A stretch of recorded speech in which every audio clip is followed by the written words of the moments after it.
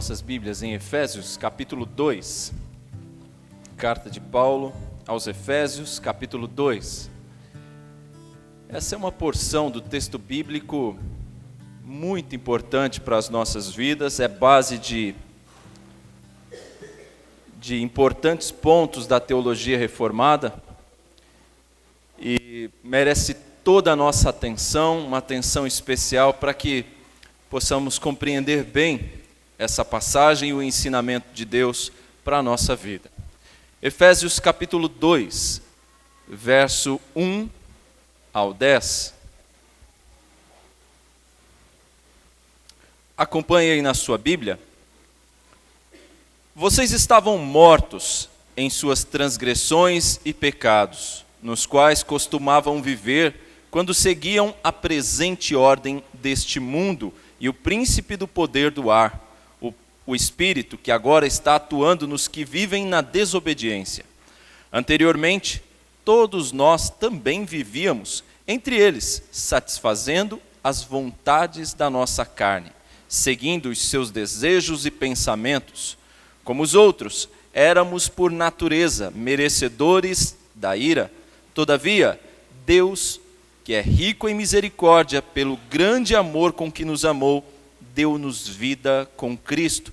Quando ainda estávamos mortos em transgressões, pela graça vocês são salvos.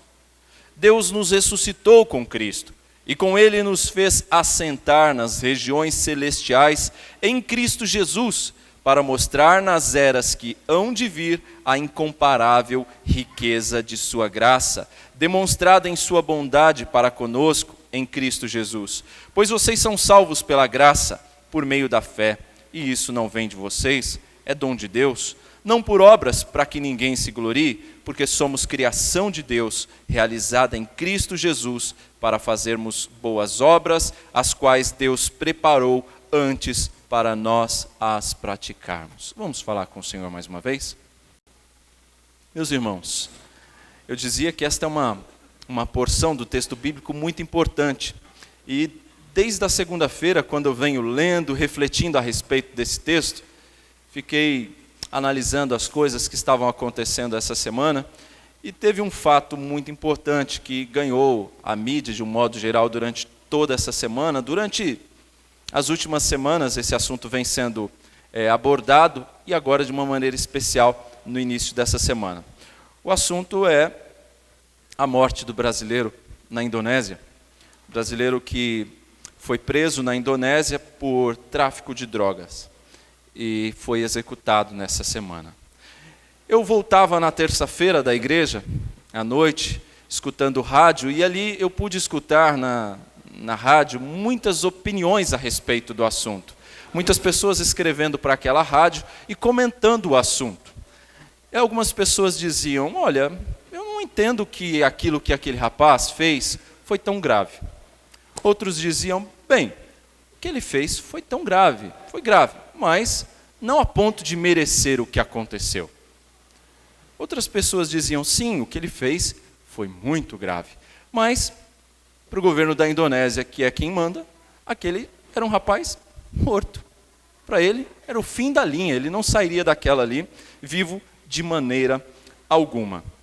Irmãos, quando nós falamos sobre salvação, quando nós falamos sobre céu e inferno, nós percebemos esse mesmo comportamento nas pessoas, essa mesma diferença e diversidade de opiniões.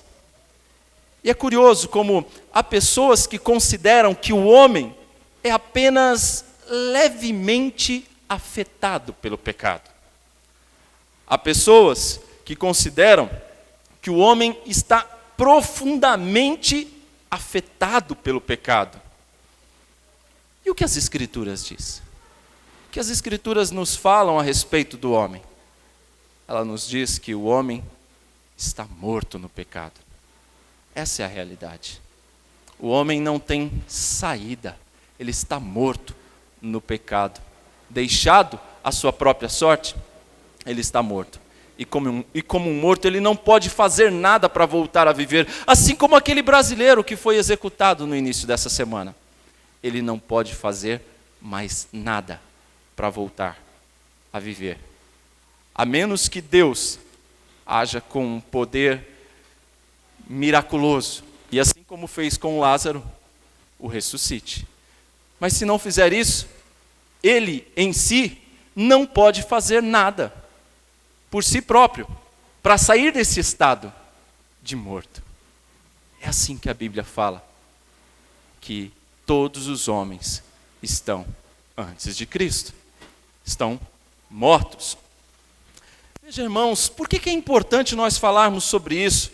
Porque jamais o homem vai ter uma compreensão correta acerca da grandeza da salvação, a menos que ele entenda a sua real condição de pecador, a sua real condição. Qual é o seu estado sem Cristo? O seu estado é um estado miserável, um estado de condenação, um estado de morto. Alguém que não pode fazer nada para sair desse estado. Essa é a posição do homem hoje.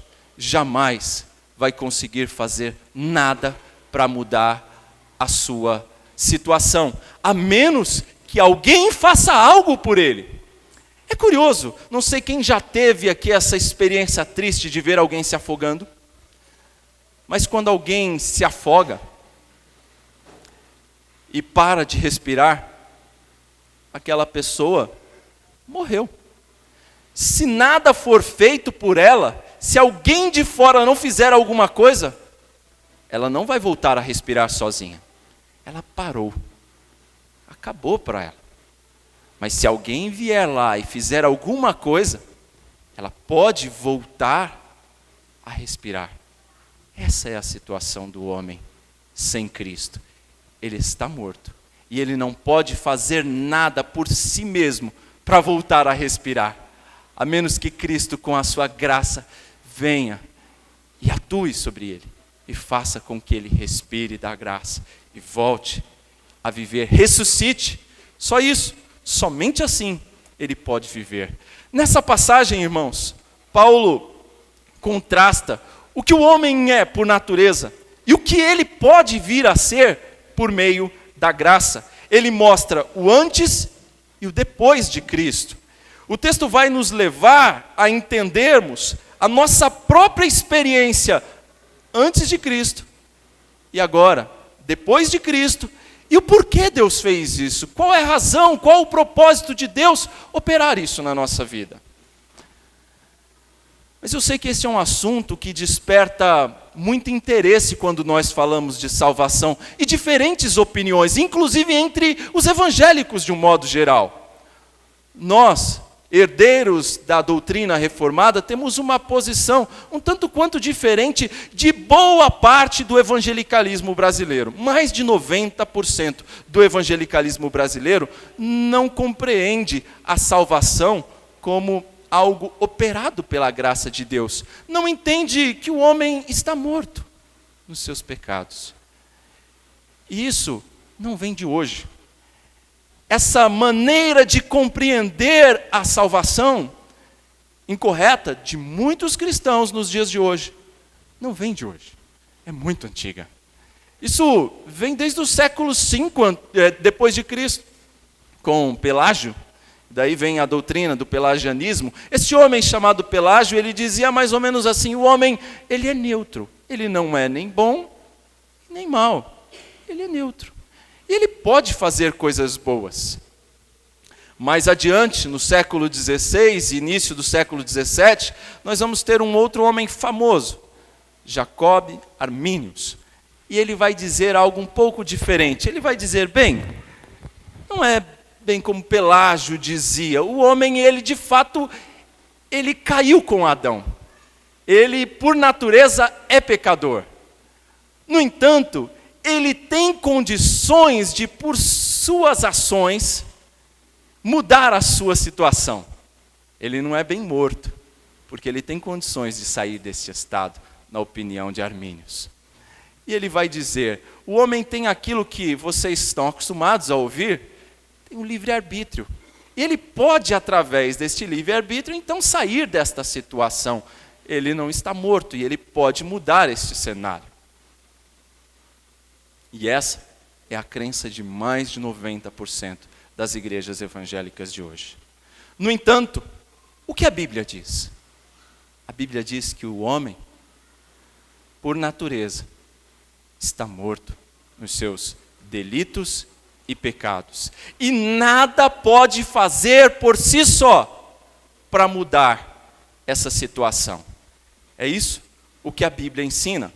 A Bíblia nos mostra um quadro um tanto quanto desolador, triste do homem. O diagnóstico que Paulo apresenta aqui da condição do homem pecador, afastado de Deus, é simplesmente muito triste. Porque esse homem está morto espiritualmente. Ele vive em conformidade com os seus padrões mundanos, ele vive afundado no pecado. E o que é esse mundo que o texto diz? Olha, ele segue a presente ordem deste mundo, diz o verso 2. Seguir a presente ordem deste mundo, ele está dizendo, olha, ele vive não conforme os padrões de Deus, mas conforme os padrões do mundo. E os padrões do mundo são contrários aos padrões de Deus. Quando ele fala aqui de mundo, ele não está falando da criação. Ele está falando dos valores que governam este mundo. Valores anticristãos. Valores que militam contra tudo aquilo que é sagrado. Tudo aquilo que vem de Deus. Ou seja, são valores maus. Paulo está dizendo, o homem é assim, sem Cristo. O homem, antes de Cristo, era assim, pecador, afastado de Deus, vivendo segundo os padrões do mundo. O homem é também escravo da carne. Olha só que situação complicada a do homem sem Cristo. Ele vive conforme os padrões do mundo, ele vive conforme as paixões da sua própria carne, ele é escravo da sua carne e dos seus maus pensamentos. Ele é escravo da sua vontade irracional, das vontades pecaminosas, dos seus desejos incorretos. E não são só atitudes, mas são pensamentos também. Ele é escravo de tudo aquilo que é mal, tudo aquilo que é contrário ao que Deus requer dele, tudo aquilo que atenta contra o corpo. E não é só isso. O texto ainda nos diz que, além de satisfazer as vontades da carne, este homem é também escravo do diabo. Ele é guiado pelo diabo. E quem é o diabo? Nós não precisamos falar muito a respeito dele, sabemos quem é. O inimigo de nossas almas. Aquele que não tira férias, né? Aquele que trabalha dia e noite para destruir a igreja do Senhor, para derrubar os servos do Senhor. É aquele que veio para matar, roubar e destruir, diz as Escrituras. Ele milita dia e noite contra a igreja do Senhor. E por fim, o que Paulo fala a respeito da condição do homem sem Cristo, de todos que estão sem Cristo, a condição de toda a humanidade sem Cristo, é essa, de mortos, vivendo segundo a carne, o mundo e o diabo. E ainda debaixo da ira de Deus. Todos que estão sem Cristo estão debaixo da ira de Deus. É assim que andávamos. É assim que estávamos antes de Cristo. Debaixo da ira de Deus, da justa condenação de Deus. A ira de Deus é uma manifestação do seu atributo de justiça, da natureza santa de Deus que não tolera o pecado. Deus manifesta a sua ira, a sua inimizade ao pecado. Não pode haver uma realidade, irmãos, mais triste do que essa que Paulo nos apresenta a respeito da condição do homem sem Deus. Ele está vivo para o pecado, mas está morto para Deus. Ele não é capaz de fazer nada que agrade a Deus. Essa é a condição do homem sem Cristo. Essa morte espiritual, ela afeta o homem em todas as suas partes. Ela vai afetar o homem na sua mente. Ela vai contaminar o homem nas suas afeições, na sua vontade, na sua mente, porque a sua mente ela fica incapacitada para entender a vontade de Deus, as realidades do mundo espiritual. Ela é afetada nas suas afeições, porque passamos a não encontrar mais contentamento em Deus. É afetada na sua vontade, porque a vontade passa a ser escravizada pelo pecado. A vontade natural do homem não é fazer o que agrada a Deus. A vontade natural do homem é fazer o que desonra, o que Deus abomina. O desejo natural do homem sem Cristo não é por Deus, é pelo que desagrada a Deus. Às vezes a gente escuta que povos estão sedentos pelo Evangelho, mas povos sem Deus não estão sedentos pelo Evangelho, eles estão sedentos por continuar na prática do pecado. Na verdade, a menos que a palavra seja pregada para eles, e Deus então coloque fé no coração, trabalhe neles, dando essa sede, a menos que Deus faça isso, a sede deles, a sede de todo homem, é pelo pecado. Não é pelo que agrada a Deus. O homem não tem sede de fazer o que agrada a Deus. O estado deste homem é um estado caído, de morto e de que só deseja o que é mal. Já notaram? Escravo da carne, do diabo, do pecado. Ora, debaixo da ira de Deus, ele não vai desejar o que é bom, só vai desejar o que é mal. A menos que Deus trabalhe em seu coração. O homem está definitivamente morto nos seus delitos e nos seus pecados, diz Paulo no verso 1, não podendo fazer coisas boas.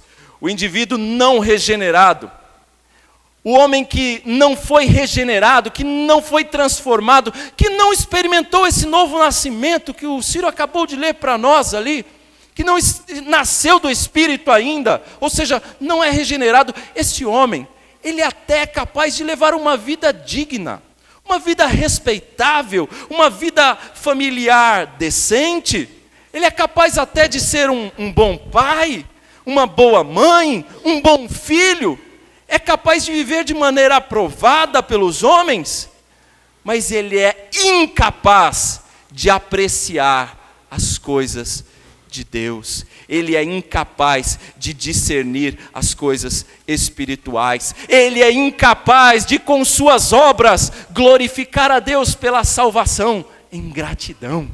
Ele é incapaz de realizar obras que glorifiquem ao Pai, porque ele está morto nos seus pecados. Veja bem, ele pode sim realizar boas coisas, mas não quer dizer que isso ele está fazendo para a glória de Deus. Deus não está sendo glorificado através das obras do ímpio.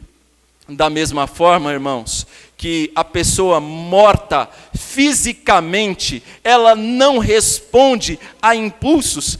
Eu tenho certeza que quase todos aqui, se não todos, já foram alguma vez em um velório. Você já foi num velório? Já foi? Quem nunca foi num velório aqui? Só você, né? Então estou falando com a maioria. Você já mexeu no morto? Ele reagiu? Ele fez alguma coisa? Ele reage a estímulos? Não reage. Você já viu algum morto dizer assim, no meio do sepultamento: cansei de ser morto, cansei dessa vida de defunto, eu agora quero sair dessa, e se levantar e fazer alguma coisa? Você já viu? Também não. E se vir, eu vou tomar um susto terrível. Com certeza, vou ficar assustado com esse cenário. Porque o morto, ele não reage a estímulos físicos. Assim também, aquele que está morto, espiritualmente falando, também é incapaz de responder a estímulos espirituais. Ele não discerne questões espirituais, porque ele está morto. Ele não vai conseguir fazer nada por si mesmo, a menos que venha um poder sobrenatural sobre ele, como já citei aqui, poder este que Deus tem, como Jesus fez depois de 4 dias dizer para Lázaro, Lázaro, sai daí rapaz, vem para cá, chega de ficar aí. E ele voltou a viver, ele ressuscitou, a menos que seja ressuscitado. E o que Paulo diz aqui no texto? Ele disse que estamos mortos, mas ele não para por aí. Ele vai dizer coisas mais interessantes também para nós. Guarda isso. Paulo disse que estamos mortos nos nossos delitos e pecados, que não podemos fazer nada de nós mesmos para mudar essa situação. Veja, irmãos, diante desse primeiro ponto que a gente acabou de perceber, qual que é a diferença entre um cristão e um não cristão? Qual é a diferença entre os dois? Poderíamos muito bem dizer que a diferença entre um cristão e um não cristão é a mesma coisa que um cadáver e uma pessoa viva. Ora, era essa a nossa condição quando Cristo nos encontrou como um cadáver, um morto. Essa é a condição de toda e qualquer criatura. Todo e qualquer ser humano criado por Deus está nessa condição de morto. A menos que Cristo haja com sua graça na vida deste morto. E então lhe ressuscite, dando vida. Essa é a diferença entre o crente e o não crente, o não cristão. Aquele que não teve uma experiência com Jesus ainda. Pode até parecer uma pessoa boa. Né? Já viu pessoas assim? Então, tem tudo para ser crente. Brilhante, é um rapaz maravilhoso. Mas ainda não tem Jesus. Está morto. Continua morto. É como um cadáver. É triste, não é? Mas é isso que a palavra nos diz. Essa é a real condição do homem.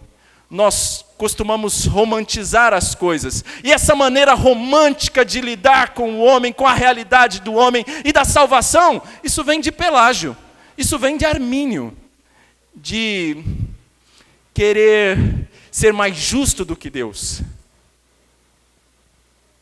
Querer, de alguma maneira, ser mais misericordioso do que Deus. Quando, na verdade, ao fazermos isso, nós estamos roubando a glória de Deus. Porque Deus é glorioso. Ele merece toda a glória na salvação do homem. Porque a salvação do homem não depende do homem em momento algum. Ela é operada por Deus, do início ao fim, para que Deus seja glorificado. Bem, é esse o estado do homem sem Cristo. Era essa a condição que vivíamos antes sem Cristo. Morte, escravidão e condenação. Mas felizmente, graças a Deus, o texto não para por aqui. O texto continua e no verso 4, olha o que ele vai dizer. Todavia, uma condição adversativa aqui, todavia, Deus, que é rico em misericórdia, pelo grande amor com que nos amou, deu-nos vida com Cristo, quando ainda estávamos mortos em transgressões. Você notou que ele não disse que nós estávamos meio mortos, né? Ele não disse que nós estávamos mais ou menos vivos. Ele disse, estávamos mortos.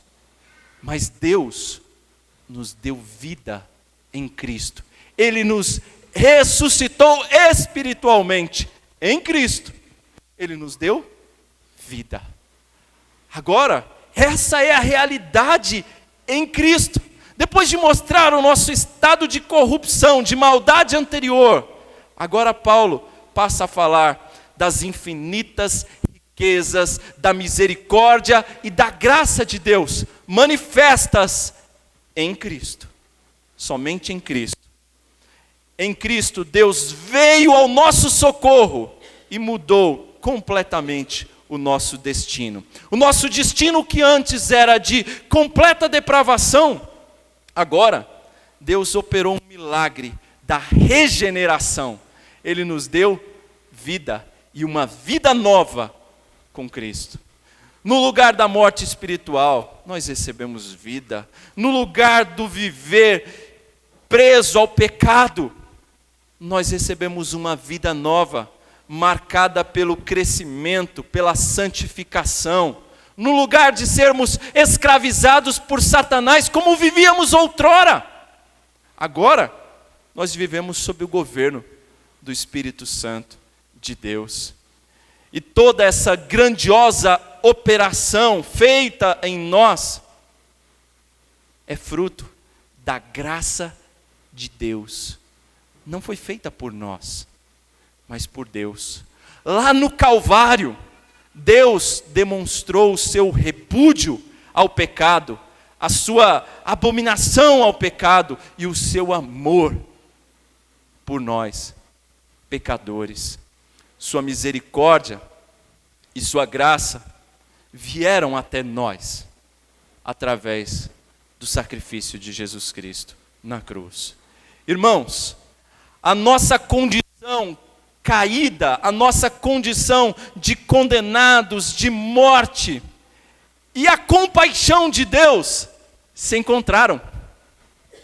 Essa nossa condição teve um encontro com a compaixão de Deus, com a misericórdia de Deus. E sabe quem foi o vencedor? Deus. E nós, por sua graça, fomos salvos. Sua graça triunfou. Sua graça venceu. Veja a sequência do texto. Ele diz: deu-nos vida, verso 5, com Cristo, quando ainda estávamos mortos em transgressões. Pela graça, vocês são salvos. Deus nos ressuscitou com Cristo e com Ele nos fez assentar nas regiões celestiais em Cristo Jesus. Deus nos ressuscitou e nos deu uma posição de honra em Cristo Jesus. Mas pastor, eu ainda estou sentado aqui nesse banco e o texto diz que eu estou sentado nas regiões celestiais. Como isso? De fato, eu ainda estou vendo você aqui nesse banco. Mas a Bíblia nos afirma que espiritualmente, você que está em Cristo, você está assentado nas regiões celestiais, juntamente com Cristo. Assim como Cristo está na glória, nós também. Efésios 1 diz, fomos eleitos, predestinados, fomos chamados para a glória. E estando em Cristo, estamos assentados na glória. Alguém que estava morto, agora está assentado com Cristo na glória. Esse é o destino que Cristo agora nos deu. Essa foi a mudança que Cristo operou na minha e na sua vida. Essa ressurreição nos levando a um estado de glória. E você sabe de quem é a glória por tudo isso? Pela salvação do homem? É de Deus, não é do homem. Porque Deus não divide a sua glória com o homem. Se o homem participasse, como entendia Armínio, se o homem, através do livre-arbítrio, decidisse por Deus, decidisse, eu quero ser salvo, eu quero Deus. Se o homem fizesse isso, que ele não é capaz de fazer por si só, ele não é capaz de fazer isso. Mas se ele fizesse, a glória teria que ser repartida. Não seria toda de Deus. E Deus não divide a sua glória com ninguém. A glória na salvação do homem é toda de Deus, do início ao fim. Estávamos no cativeiro, mas fomos libertados. Louvado seja Deus por isso, irmãos, porque Ele nos libertou do cativeiro e nos deu vida. Você já viu reportagens de gente que ficou no cativeiro? Quando a gente fala dessa linguagem bíblica de cativeiro, você tem noção do que é estar preso, amarrado, sendo maltratado, sem comida ou com pouquíssima comida, o suficiente para você ali, viver ali na linha, a ponto de quase morrer de desnutrição. Isso é o cenário de cativeiro. Deus nos libertou. Louvado seja Deus por isso. Agora que entendemos o que éramos antes, O que somos depois de Cristo? O que Cristo fez por nós? O antes e o depois de Cristo. Precisamos entender por quê? Por que Deus fez isso? Qual o propósito de Deus em realizar tudo isso por você? Por mim? Qual a razão? Primeiramente, irmãos, por causa do seu grande amor. O verso 4 diz: todavia Deus, que é rico em misericórdia, pelo grande amor com que nos amou. A primeira razão é o grande amor do nosso Deus. Mas há uma segunda razão, também por causa dos seus propósitos eternos. E aí nós entramos no verso 7 em diante, onde é dito: qual é o objetivo? Que Cristo nos fez assentar nas regiões celestiais com Ele, para mostrar nas eras que hão de vir a incomparável riqueza da sua graça, demonstrada em sua bondade para conosco em Cristo Jesus. Pois vocês são salvos pela graça, por meio da fé. E isso não vem de vocês, é dom de Deus. Para que ninguém tenha dúvida. Talvez algumas pessoas ainda estivessem com dúvida ali, pensando: não, eu devo ter algum mérito nisso, eu devo ter alguma participação. Aliás, eu não sou tão mal assim. Para que não ficasse nenhuma dúvida, Paulo repete mais uma vez: isso não vem de você, é dom de Deus, vem de Deus. E ele continua: isso não vem de vocês, é dom de Deus. Verso 9: não por obras, para que ninguém se glorie, porque somos criação de Deus, realizada em Cristo Jesus. Veja então, aqui nós temos os dois objetivos. Quais foram os dois propósitos de Deus em realizar tudo isso por você? Primeiro, manifestar a riqueza da sua graça divina, o seu grande amor. Versos 7 até o 9 descreve bem isso. Deus quer manifestar, através dos séculos, a riqueza da sua glória, a riqueza da gloriosa, resumindo numa só frase, a sua própria glória. A meta de Deus, o propósito de Deus na salvação do homem é a sua própria glória. A glória na salvação é de Deus, do início ao fim. Não é do homem, é de Deus. É graça dele. A salvação operada em nós é graça de Deus. Não partiu do homem. Se partisse do homem, o homem não seria sequer capaz de conseguir isso. Porque, como já disse, o homem estava morto. Como pode um morto reagir de maneira positiva? Ele não pode. Ele está morto. E Paulo continua dizendo ainda: segundo motivo pelo qual Deus fez tudo isso por você. Verso 10 em diante, ele deixa muito claro isso. Para que você faça boas obras. Para te motivar a boas obras. Para que você realize boas obras. Nós não somos salvos pelas boas obras, mas para boas obras. Somos salvos pela graça, para boas obras. A salvação não é um tipo de negócio que você faz com Jesus. Não é onde você oferece algo para receber em troca a salvação. Não é isso. Até mesmo porque morto pode negociar alguma coisa com alguém? Morto pode oferecer algo a alguém? Você já viu algum morto negociando algo com alguém? Também não. Se eu vir, eu vou ficar assustado. De fato, essa é a condição do homem.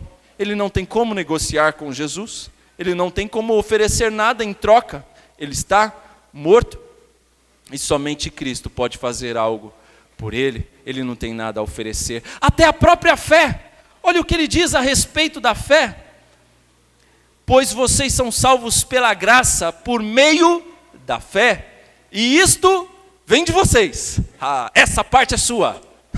Essa parte é você quem faz. Fé. Exercite a sua fé. Tome posse da sua bênção. Não é assim? Já ouviu isso? Bastante, né? É assim? O que Paulo está dizendo? Vem de você essa fé? Não. é dom de Deus. É Deus quem dá. Ninguém nasce com fé. Ninguém gera ou produz fé. Eu gostaria de saber qual parte do seu corpo produz fé. Me fala. Você consegue gerar fé nos seus filhos? Dá 3 colheres de fé ao dia por ele, quando ele crescer ele vai ter muita fé. Me fala, cadê esse santo remédio que eu vou dar para o meu filho? Ele precisa. Não tem. É dom de Deus. É Deus quem dá. Sabe por quê? Porque a glória é toda dele. É ele quem dá, e o homem não pode se gloriar em momento algum. O homem não pode dizer, fui eu quem fiz. Só pode dizer isso do pecado.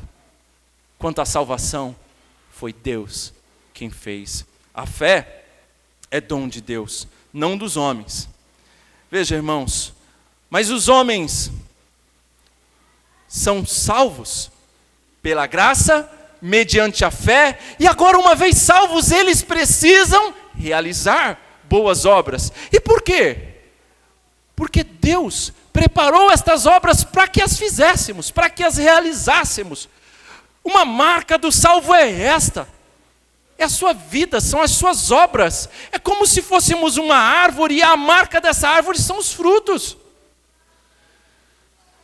As obras são os frutos. Precisamos demonstrá-las, demonstrar as obras. Sabe por quê, irmãos? Deus conhece a sua fé. Foi Ele mesmo quem deu. Mas o mundo, ele não conhece. O mundo só conhece as suas obras. Não conhece a sua fé. Deus vê a sua fé. O mundo vê as suas obras. E Deus diz, vocês são salvos pela graça mediante a fé, mas para boas obras, para praticarem boas obras. Uma vez regenerados, uma vez que nascemos do Espírito, uma vez transformados por Cristo. Agora, o propósito de Deus se desenha, se realiza. Qual é este propósito? Vivermos na prática de boas obras, as quais Deus preparou para que vivêssemos nela. Em nossa nova posição em Cristo, nós fomos reconciliados com Deus, tendo agora pleno acesso à sua presença. Nós não somos mais estranhos na comunidade de Israel. Sabe por quê? Porque pelo sangue de Cristo nós fomos aproximados. E agora fazemos parte da família de Deus. Em Cristo, nós somos família de Deus. Somos nova criatura. Fomos transportados do reino das trevas para o reino do Filho, do amor de Deus. Fomos reconciliados com Deus. Estávamos mortos. Agora passamos para a vida. Fomos tirados da sepultura e trazidos para um trono. Agora reinamos com Cristo, estamos glorificados com Cristo, é o que diz as Escrituras. Irmãos, quando nós aceitamos a obra de Cristo em nosso favor, nós agimos pela fé concedida pela graça de Deus. A fé é esse simples respirar a graça de Deus, como alguém que estava morto, talvez por afogamento, e ali, depois de alguma massagem, ele veio a respirar. Nós estávamos assim também, e viemos a respirar pela graça de Deus, que colocou fé em nós e nos fez respirar novamente.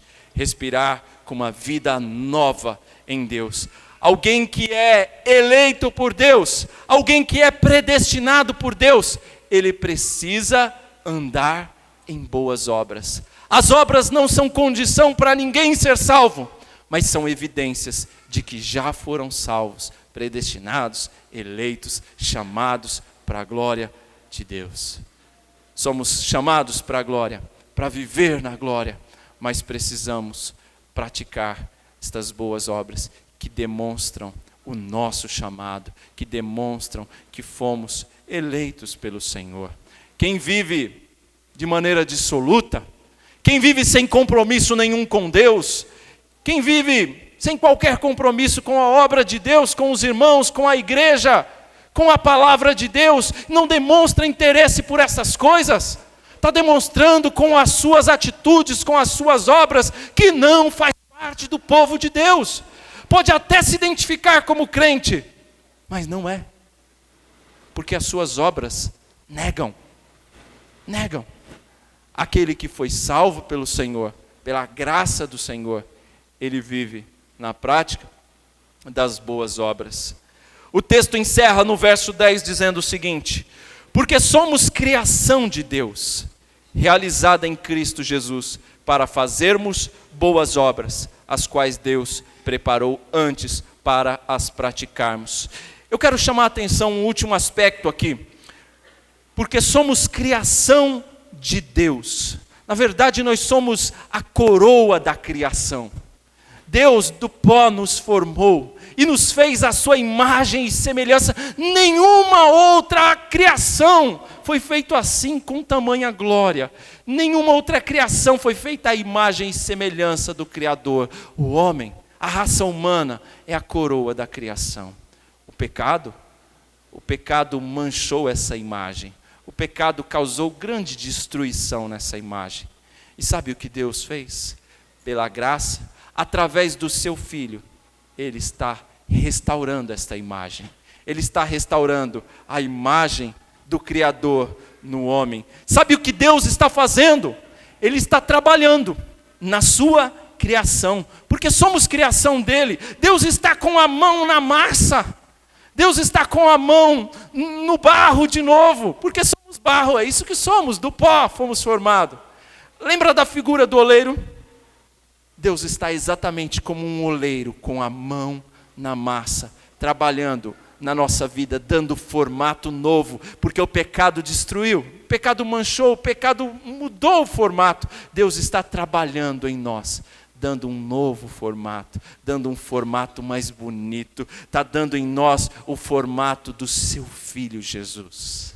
É isso que Deus está fazendo na minha e na sua vida. E você sabe com que propósito Deus está trabalhando na nossa vida? Não apenas para nos levar para a glória, mas para nos transformar à imagem do Rei da Glória, à imagem do seu Filho Jesus, como diz Romanos 8, verso 29. Veja, meus irmãos, Deus está trabalhando na sua vida com esse propósito de forjar o caráter de Cristo em você.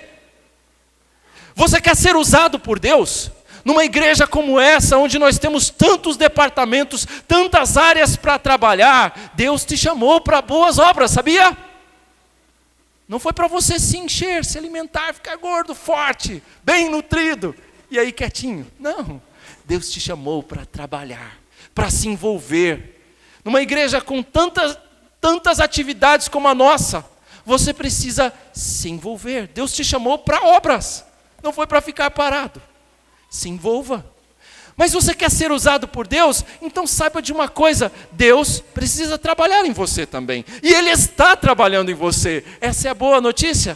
Deus trabalhou na vida de Moisés por 80 anos, para usá-lo por 40. Deus está trabalhando em você. Ele está com a mão na massa. E Ele quer usar você. Se envolva, meu irmão. Se envolva. Participe. Trabalhe. Aquilo que Deus colocou no seu coração, que te deu dons, te deu talento para fazer, meu irmão, minha irmã, faça. Faça. Deus te chamou para obras. Trabalhe. E eu pergunto para você: você tem experimentado crescimento na graça do Senhor? Você tem experimentado crescimento? Você está vendo a sua imagem mudando? Você está sentindo que o oleiro está trabalhando na tua vida? Busque viver para agradá-lo. Busque viver à altura do seu chamado.